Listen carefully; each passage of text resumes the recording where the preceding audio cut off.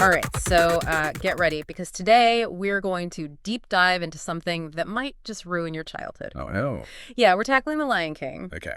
but not the Hakuna Matata version you remember. Right. This source material is not like a typical movie review. It's more like straight up social commentary. Interesting. And it's basically saying that like underneath all those catchy songs and the talking animals, Mm-hmm. The Lion King is like low-key pushing some messed up messages. Oh, okay. I'm intrigued. I'm kind of nervous, actually, to see where this goes. Well, I mean, what's fascinating to me is how this source takes, like, something that we all know so well Right. and, like, flips it into this critique of, like, power structures. Yeah. And, Yeah. like, right off the bat, they go after the whole circle of life thing. Okay. Basically saying it's just, like, feudalism with, like, a really good PR team. Yeah, like, it's presented as this beautiful natural order, you know? Right. But, like, if you look closer, it's all about keeping this super rigid hierarchy. Right. With the lions, obviously, at the top. Oh. And the source points out that, like, Mufasa, even with all his supposed wisdom, Right. is essentially a dictator Yeah. who keeps everyone else in line. Mm-hmm. And the circle of life is, like, his justification for it. So, like, instead of questioning the system, everyone's just supposed to accept their place? Pretty much. Like the zebras who end up as lion lunch? Exactly. The source even uses, like, the visuals of the movie to, like, highlight this power dynamic. Okay. Like, Mufasa on Pride Rock, you know, Yeah. looking down at everybody. Yeah. And then, like, the hyenas Oh, yeah. banished to the elephant graveyard, literally pushed to the margins. Right. It's a pretty clear metaphor for how society treats those who, like, don't fit in. Okay, but what about Scar? Huh. He's like the bad guy, right? Yeah. So wouldn't he be like challenging the system? Well, that's where it gets interesting. Okay. The source actually argues that Scar is kind of like a failed revolutionary. Okay. He, like, sees the inequality, but his solution is just to, like, grab power for himself. He's totally fueled by resentment and bitterness. Yeah. Which the source like connects to the incel archetype. Whoa, wait.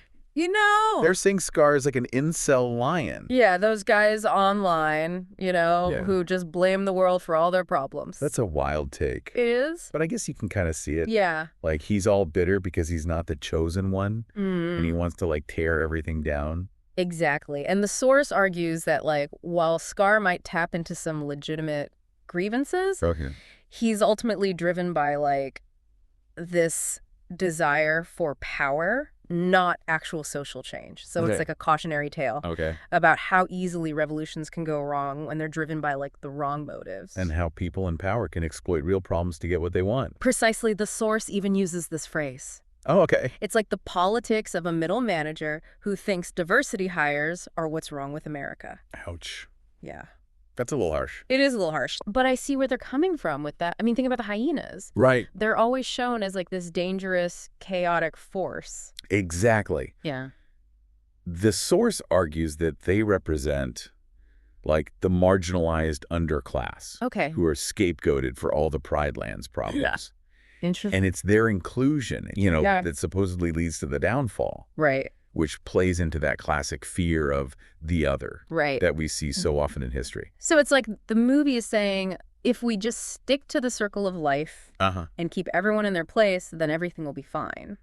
That's one way to interpret it, for sure. Okay. But then there's Simba. Right. He's the hero, right? Yeah. He comes back and sets things right. Uh-huh. Isn't that challenging the system? Not according to the source. Oh, really? They call Simba the ultimate Nepo baby. Okay. He's basically handed the throne just because he's Mufasa's son. Okay. He doesn't really earn it. Right. And he even, like, runs away from his responsibility for a while. Yeah.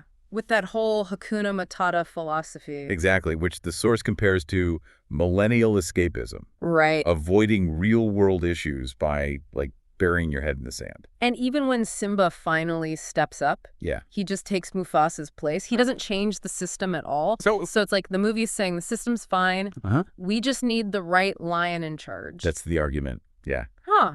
And it's a dangerous message because it can make people complacent. Right. Instead of demanding real change, they just wait for a new leader Yeah. who might be slightly less bad. Wow. This is getting pretty deep. I know, right? But we're not done yet, right? No. There's still Rafiki and that whole guru vibe he's got going on. Oh, yeah, the source has some thoughts about Rafiki Okay. and Scar and Sarabi's dynamic, too. Yeah. But I think we need to save those for after a quick break. Okay. I got a lot more to unpack here. All right. Sounds good. Okay. So we've talked about how The Lion King might be a little more problematic than we thought as kids. Right. But before we like totally ditch our childhood VHS tapes, Yeah. let's talk about Rafiki. Uh-huh. Because the source did not hold back on him. Oh, yeah. They basically called him out as like a stereotypical guru figure. Right. All mystical and vague. Yeah. But not actually giving any real solutions. Like he just shows up, Right. says something cryptic, Mm-hmm. whacks Simba on the head, Yeah. and then disappears back into the jungle. Right. Like when I was a kid, I thought he was so wise, but now... Yeah, the source is arguing that his whole, like, wisdom thing Yeah. is more about maintaining the status quo Interesting. and actually, like, challenging it. Okay. He's there to guide Simba back to his rightful place Right. in the circle of life, Mm-hmm. not to, like, question whether the circle is even a good thing to begin with. So instead of encouraging Simba to think for himself, Right. he's just reinforcing the same old power structure. That's one way to look at it. Yeah. The source even jokes about Rafiki being, like, on acid, Whoa, okay. which, I mean, is a little much. Yeah. But it highlights how his pronouncements can seem so profound, Right. but, like, ultimately lack any real substance. It's like those inspirational quotes you see on Instagram. Totally. Like all feel-good vibes, but no real advice. Exactly. Yeah. And it makes you wonder, is Rafiki actually helping Simba? Or is he like manipulating him back into this role that's already been decided for him? That's a good question. Yeah. And speaking of manipulation, Uh-huh. the source also brings up Scar and Sarabi's relationship, Right. and things get kind of dark there. Yeah, they point out some pretty uncomfortable undertones Yeah. in how Scar treats Sarabi, Right. especially after he takes over. Right. There's like this clear power imbalance. Yeah. And it's not exactly a healthy dynamic. Like it's almost like the source is hinting at Yeah. coercion and even abuse, Mm. which is definitely not something I picked up on as a kid. Yet the film doesn't explicitly address it. Right. But the source argues that it's important to acknowledge that subtext, Okay. especially given how power dynamics so often play out Right. in situations of political upheaval. It's a reminder that even in a Disney movie, Yeah. things aren't always black and white. Right. There can be these complex, messy relationships But- that mirror real-world issues. Absolutely. And it's up to us as viewers Yeah. to engage with those complexities, Right. even if it makes us uncomfortable. Okay, so we've gone through all the major players. Yeah. Lions, hyenas, Yeah. even the baboon. Mm-hmm. So what's the big takeaway here? Well, the source's main argument is that The Lion King, Uh-huh. for all its like catchy songs and feel-good moments, Right. ultimately reinforces the status quo. Yeah. It presents this world where the system itself is never questioned. Interesting. It's only the individuals in it. So it's saying that if we just get the right leader, everything will be fine. Yeah, don't worry about those like underlying problems. Right. And that can be a very appealing message, Okay. especially in times of uncertainty or social upheaval. Yeah. People want stability and reassurance. Mm. And The Lion King seems to offer that, Right. even if it means not challenging the status quo. But isn't there more to it than that? Like, what do you mean? I mean, the music's amazing. The animation's beautiful. Yeah. The characters are so memorable. Right. Like, surely those things are part of why it's so popular.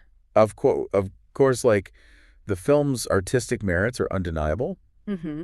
But I think what the source is saying is that those elements are almost secondary Interesting. to the underlying message. Okay.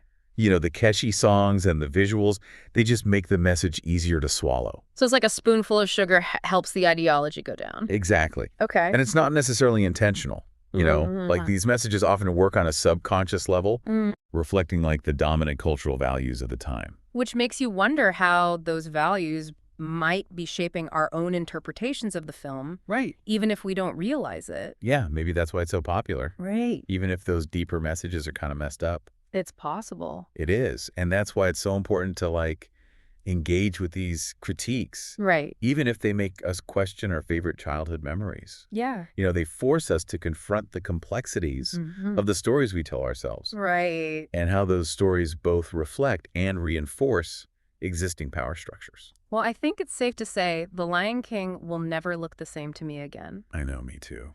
Thanks for helping me see all this. My pleasure. And to all our listeners, we want to leave you with this. Okay. Does The Lion King's enduring popularity come from its artistic brilliance? Or is there something deeper going on? No. Does it just reinforce the status quo? Yeah. Or does it subtly challenge it? Good question. We want you to think about it. Yeah. Rewatch the film with these ideas in mind and see where your own deep dive takes you. Exactly. Until next time, keep questioning, keep exploring, and keep those brains buzzing.